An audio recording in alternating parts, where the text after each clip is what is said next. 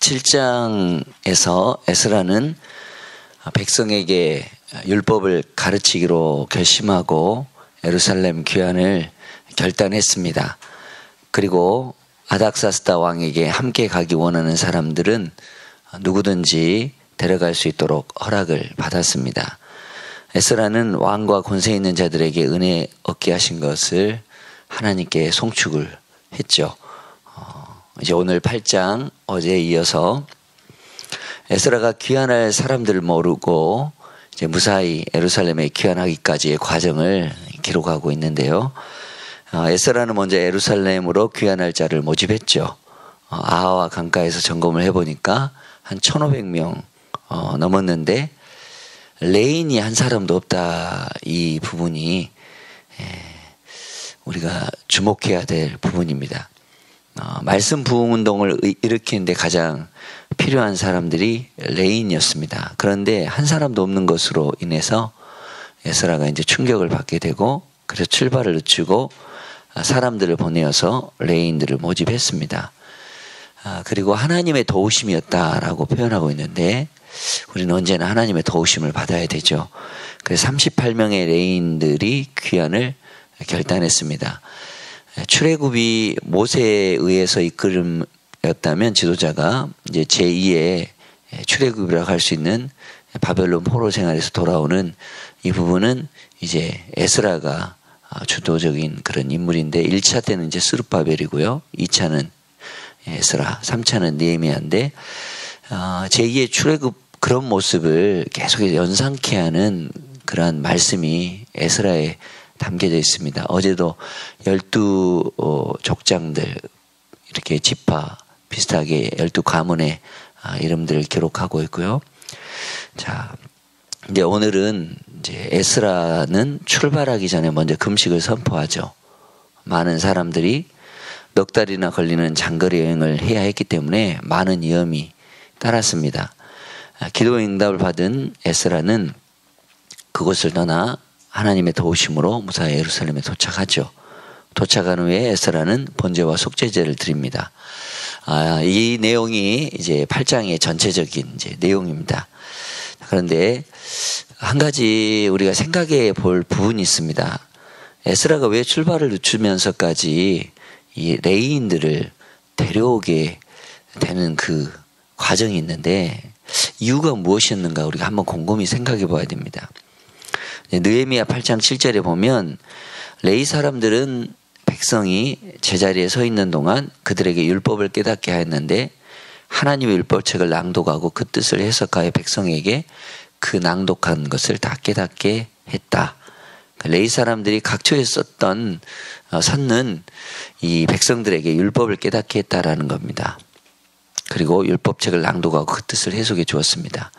그 낭독하는 것을 다 깨닫게 했다라는 거죠. 느헤미야는 에스라가 귀환한 지 약 10년 후에 귀환하여서 성벽을 재건하고 에스라를 앞세워 백성에게 성경을 가르치게 했습니다. 그때 에스라는 레위인들을 백성에게 보내어서 성경을 가르치게 했다라는 거죠.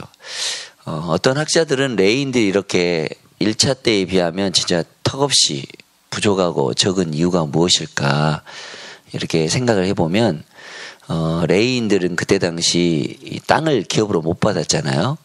그리고 성전에서 허다한 일, 허드렛 일을 했습니다. 힘든 일이죠. 그렇기 때문에 이미 편안한 이 생활에 안정된 생활에 선뜻 그렇게 어려움을 무릅쓰고 가고 싶은 사람이 별로 없었을 것입니다. 그러나 제사장인 이 에스라의 입장에서 학자인 에스라의 입장에서는 성전을 재건하는 것도 상당히 중요하지만 그 성전의 재건과 아울러서 이 말씀의 개혁 또 예배의 회복이 있어야 하기 때문에 반드시 레위인들이 필요합니다. 그리고 그 레위인들을 통해서 말씀을 낭독하고 해석하고 가르치고 돕는 그런 일을 했다라는 거죠. 에스라가 원했다는 것은 율법의 말씀을 가르쳐서 백성들의 신앙을 말씀 위에 바로 세우기 위한 것이죠. 그래서 레위인들을 특별히 데려오게 됩니다. 소수이긴 하지만 그러나 하나님의 도우심으로 레인이 귀환하게 되는 것을 볼 수 있습니다. 여기서 보면서 작은 수라고 하지만 하나님의 이 말씀의 부흥은 준비된 사람, 예비된 사람, 하나님께 쓰시는 사람을 통해서 이렇게 부흥이 된다라는 것을 볼 수가 있습니다. 오늘 이제 말씀 21절부터 이제 말씀을 이제 보자면, 자, 예루살렘으로 귀환할 사람들이 다 모였을 때 에스라가 제일 먼저 한 것이 무엇입니까? 우리 21절에 보면 금식을 선포했죠. 개역 개정으로 보면 그때에 내가 아하와 강가에서 금식을 선포하고 우리 하나님 앞에서 스스로 겸비했다. 우리와 우리 아이와 모든 소유를 위하여 평탄한 길을 하나님에게 간구했다. 바벨론에서 예루살렘으로 돌아가는 길은 멀고도 험한 길이죠. 여러 가지 위험이 있습니다. 뜨거운 날씨와 또한 전염병도 걱정이 되고요. 그리고 어린 아이들과 모든 소유를 위해서 그들이 할 수 있는 일은 먼저 하나님 앞에 금식 기도하는 겁니다. 자신의 약함을, 자신의 연약함을 다 하나님 앞에 인정하고 전폭적인 하나님의 도우심을 간구했다라는 겁니다. 우리의 삶도 이런 믿음으로 간구하고 겸손하고 낮아지는 삶을 살아야 되겠죠. 자, 에스라는 아닥사스다 왕의 절대적인 신임을 받고 있었기 때문에 무엇이든지 구하면 다 받을 수 있는 그런 사람입니다. 그러나 왕에게 이 보병과 마병을 구하지 않았습니다. 그 이유는 22절에 나와 있죠. 우리 하나님의 손은 자기를 찾는 모든 자에게 선을 행하시고 베푸시고 자기를 배반하는 모든 사람에게 권능과 진노를 내리신다. 이미 왕에게 하나님은 이런 분이시다, 하나님 우리를 도와주시는 분이시다, 이렇게 선언을 했기 때문에 하나님의 그런 도우심을 바라볼 수밖에 없는 상황이었겠죠. 하나님이 귀환하는 백성들에게 선을 베푸신다고 이미 큰 소리로 이야기를 했고, 하나님의 그런 도우심이 분명히 있을 거라는 믿음이 있었습니다. 나중에 느헤미야에서도 보면 느헤미야는 에스라하고는 반대로 철저하게 이 도움을 받습니다. 그래가지고 귀환하게 됩니다. 에스라의 믿음이 더 훌륭한가? 느헤미야의 믿음이 좀 부족한가? 아니죠. 하나님은 그때마다 그 사람의 믿음의 그런 분량만큼 또한 하나님은 또 그거에 따라서 역사하신다는 겁니다. 에스라의 믿음이 용기가 있다, 느헤미야 믿음이 그렇지 않다, 우리는 그럴 수가 없고, 그 사람의 믿음만큼 또한 하나님이 역사하시고 또 그 역사를 통해서 하나님의 도우심을 바라보면 되게 된다라는 거죠. 에스라는 마음에 부끄러워서 군대에 요청하지 않았습니다. 그런데 막상 이제 출발하려고 하니까 걱정이 생기죠. 과연 무사히 예루살렘에 도착할 수 있을까? 그래서 금식하며 하나님께 간구했다라고 합니다. 그리고 그의 응낙하심을 입었다, 응답을 받았다라는 겁니다. 기도에 금식을 선포하고 모든 백성이 하나님께 기도했을 때 하나님께서 응답을 하셨다는 겁니다. 그렇죠. 우리는요, 하나님 앞에 간구하고 기도해야 됩니다.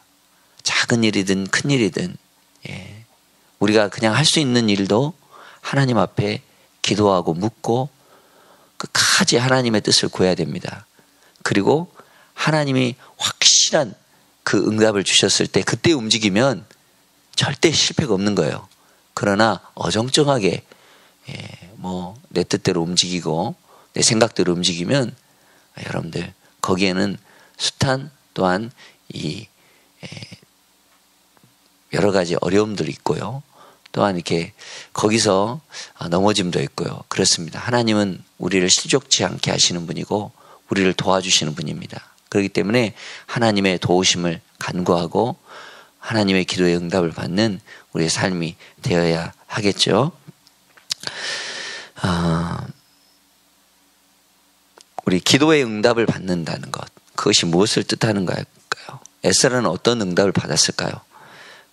에스라의 금식 기도 제목은 우리와 우리 어린아이의 모든 소유를 위하여 평탄한 길을 열어주십시오. 아마도 기도하는 가운데 마음에 확신을 주시고 마음이 편해졌을 것입니다.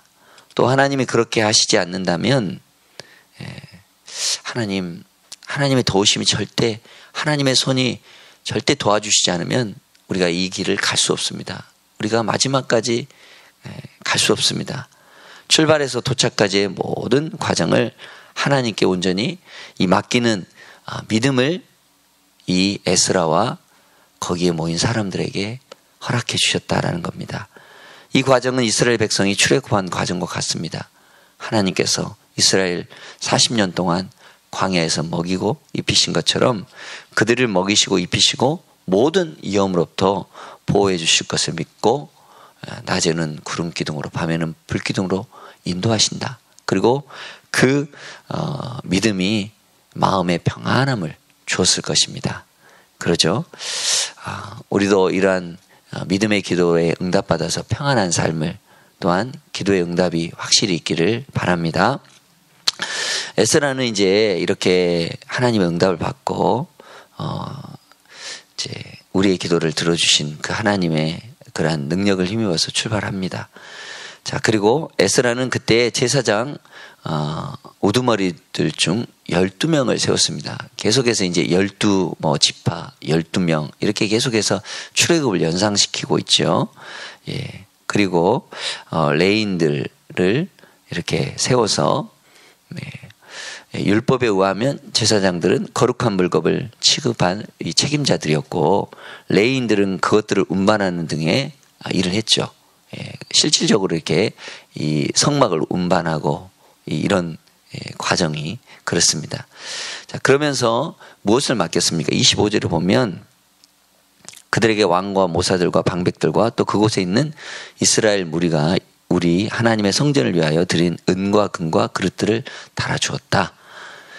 하나님의 성전을 위하여 드린 은과 금 이 그릇들을 달아서 주었습니다. 은이 650달란트, 금이 100달란트. 어마어마한 양입니다. 아주 이렇게 많은 양이고 계속해서 이렇게 나오고 있지만 에스라는 이제 28절 29절에 보면 그들에게 너희는 여호와께 거룩한 자라. 이 거룩한 자라는 것은 일반 백성들과 구별된 사람들 뿐만 아니라 하나님께 바쳐진 신분을 가리킵니다. 그리고 하나님의 성물과 같은 이 하나님의 성전을 세우고 하나님의 일을 하기 위해 바쳐진 이 예물을 이 귀한 것들을 너희들이 맡아서 관리해라. 하나도 빠짐없이. 그래서 거룩은 구별입니다. 어제 다니엘 기도에서 그 고성준 목사님 간증 들었는데 여러분들 어땠어요? 본인이 이제 박사 논문 하면서 이제 마지막 이 정도면 그냥 넘어갈 수 있고 그냥 자기만 눈 감으면 그냥 박사 패스 될 수 있는데 그거를 실토하고 또 이렇게 교수님에게 이런 부분을 인정하고 그리고 나중에 결국은 하나님이 도와주시잖아요. 그래가지고 그 박사 논문을 패스하고 하나님이 열어가시는 걸 볼 수 있습니다. 하나님은 전지전능하신 분입니다. 못하실 일이 없으신 분입니다. 근데 우리가 하나님의 일을 못하게 하는 것 그게 뭘까요? 바로 죄죠. 하나님과 가려진 것, 그 죄악입니다. 하나님 우리를 통해서 모든 걸 하실 수 있는 분입니다. 근데 우리가 깨끗하게 또한 거룩하게 구별되게 하나님 앞에 이렇게 깨끗하게 우리가 주님 앞에 죄 멀리하고 주님을 가까이하고 거룩하게 살아간다면 우리를 통해서 하나님은 놀라운 역사를 하실 것입니다. 우리 자녀들을 통해서도 마찬가지고요. 하나님은 거룩하니 너희도 거룩하라. 제사장 나라 삼으신 건 여러분들이 거룩하여서 하나님의 일을 더 당당하게 기쁨으로 감사함으로 하라고 하는 하나님의 뜻이 있는 줄로 믿습니다. 하나님의 성전에 바쳐질 그러한 거룩한 것들을 너희들이 구별되어서 잘 관리하고 끝까지 이렇게 책임을 지라 이렇게 말씀하고 있죠. 그리고 무게를 달아서 이렇게 합니다. 에스라의 탁월한 점이 또 여기 있죠. 학자이기도 하고 또한 율법 학사이기 때문에 제사장이기 때문에 본인이 이렇게 재물을 다 관리할 수 있었을 텐데 아니죠. 따로 세워서 본인은 하나님 말씀에 연구하고 그 재물보다는 하나님께 더 충성하고 그리고 그걸 따로 맡겨서 일했다라는 것이 참 탁월한 것이죠. 자, 모든 준비가 끝나자 예루살렘으로 이제 출발합니다. 31절에 보면 첫째 달 12일에 우리가 아하와 강을 떠나 예루살렘으로 갈새 하나님의 손이 우리를 도우사 대적과 길에 매복한 자의 손에서 건지신지라. 계속해서 에스라는 하나님의 손이 도우셨다라는 겁니다. 보이지 않지만 하나님은 도울 자를 또한 하나님께 의지하는 자를 반드시 도우신다라는 겁니다. 이러한 도우심을 입는 여러분들의 인생 또한 우리 자녀들 되기를 원합니다. 정월 12일에 이 아하강을 떠나죠. 그리고 아하 강가에 정월 초하루에 모였는데요. 3일간의 인원을 파악하고 그 레인들이 한 사람도 없음을 발견하고 레인들을 불러서 오는데 한 주간 금식하며 기도했습니다. 그래서 정월 12일에 대세가 출발할 수 있었습니다. 하나님의 손이 그들을 도우시고 대적과 길에 이 매복한 강도의 손에서 건지셨습니다. 5월 1일에 예루살렘에 도착했습니다. 만 넉 달이 걸리게 된 거죠. 그 길에는 분명히 위험과 어려움이 있었을 것입니다. 그러나 에스라 일행을 공격하지 못하도록 도우셨다라는 겁니다. 마치 야곱이 약곰강을 넘어서 이렇게 또한 형을 만나러 갈 때 마하나임 군대가 도우신 것처럼 하나님이 모든 걸 도와주셨다라는 겁니다. 하나님의 사자가 하나님의 천사가 사자굴에서 다니엘을 지켰던 그런 올리아도 같습니다.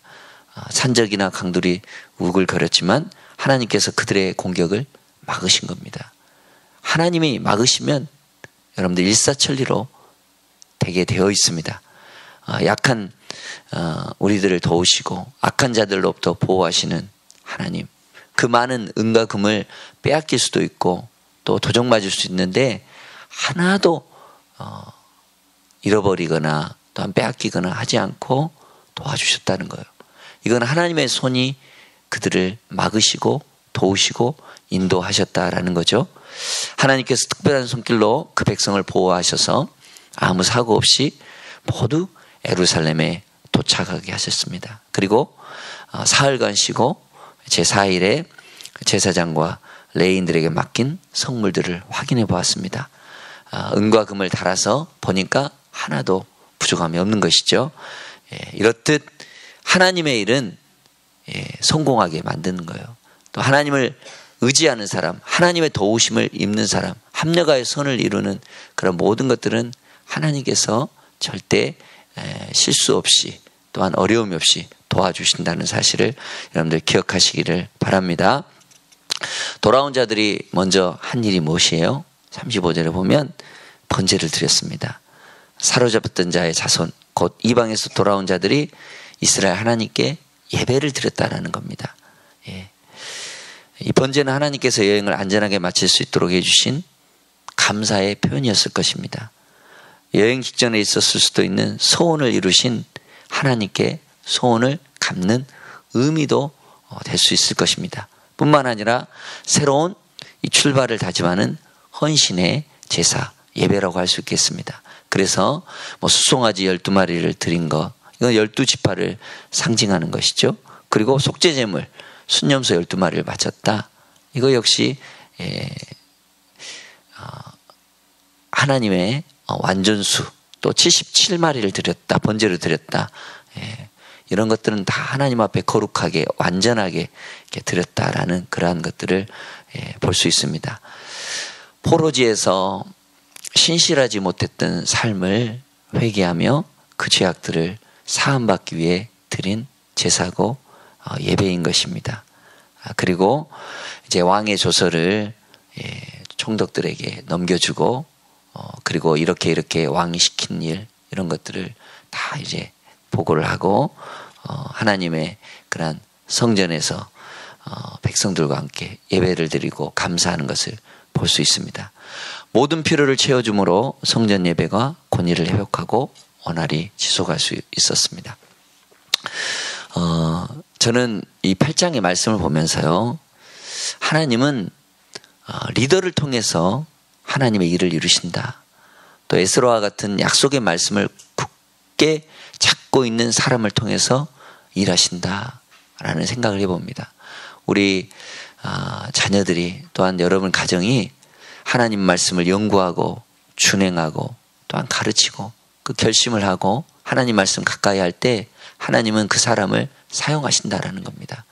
그러한 사람들 되시기를 원합니다. 그리고 에스라가 준비한 3가지가 있다면 레인들을 세워서 사역을 준비하고요.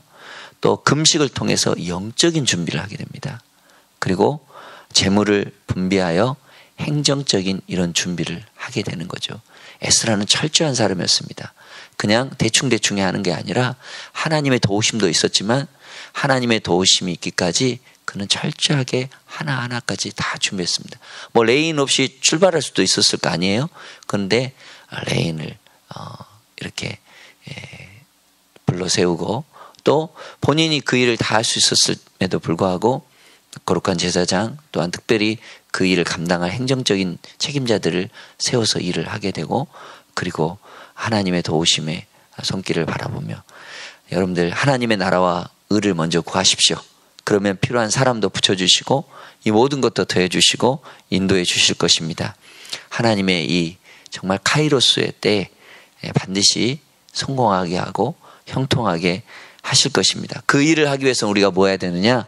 거룩하게 구별되게 그러죠. 우리가 깨끗한 그릇으로 우리가 주님 앞에 비워드릴 때 우리 자신을 낮출 때 뭐 금식 뭐 기도 뭐 다 여러분 낮추는 거 아니겠어요? 겸비할 때 하나님은 우리를 통해서 일하신다. 하나님의 능력이 없어서가 아니라 우리를 깨끗하게 하고 거룩하게 하게 하셔서 주님의 일을 하게 하신다라는 겁니다. 우리 하나님의 일을 하실 수 있도록 하나님이 우리를 통해서 능력을 베푸시도록 우리가 주님의 보혈로 깨끗이 씻음받고 하나님의 능력을 잊기를 원합니다. 하나님의 선하신 도우심 우리는 인정해야 되고요. 또 하나님의 선하신 도우심을 감사해야 될 줄로 믿습니다. 말씀을 맺습니다. 무슨 말씀을 하든지 우리는 먼저 점검을 해보아야 되죠. 그 일을 하는 목적대로 준비가 되어 있는가? 많은 것이 준비되었는데 가장 중요한 것이 혹시 빠져 있지는 않는가? 그리고 모든 것이 준비되어 있다 하더라도 하나님 앞에 우리는 더 겸손히 엎드려야 되는 것이죠.